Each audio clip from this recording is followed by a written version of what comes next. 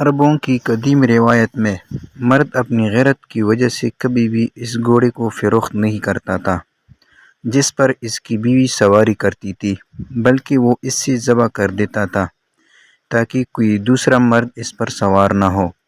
جب کسی عورت کو دفن کیا جاتا ہے تو اس کے اہل خانہ کی قبر کے کنارے پر ہجوم کر لیتے ہیں اور پورا مقام اسی طرح گھیر لیتے ہیں کہ کوئی غیر خاندان والا اس کے قریب نہ آ سکے۔ وہ سب آوازیں بلند کرتے ہیں، جنازہ ڈھانپ دو، قبر کو چھپا دو۔ یہ سب کچھ اس پر غیرت کی وجہ سے کرتے ہیں، حالانکہ وہ کفن میں لپٹی ہوئی ہوتی ہے۔ کیا تمہاری زندہ خواتین اس غیرت کے زیادہ حقدار نہیں ہیں؟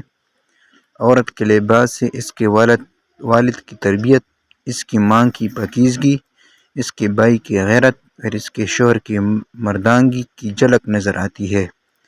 ثقافت، آزادی اور جمہوریت کا مطلب یہ نہیں کہ ہم اپنی قدروں، حیا اور اخلاقیات کو چھوڑ دیں۔ اپنی بیٹیوں اور عورتوں کے ساتھ اللہ کا خوف رکھو اور ان کی عزت کا خیال رکھو۔ میرے چینل پہ جو بھی نئے ہیں وہ میرے چینل کو ضرور سبسکرائب کریں تاکہ آنے والی نئی ویڈیو آپ لوگ ضرور دیکھ سکیں۔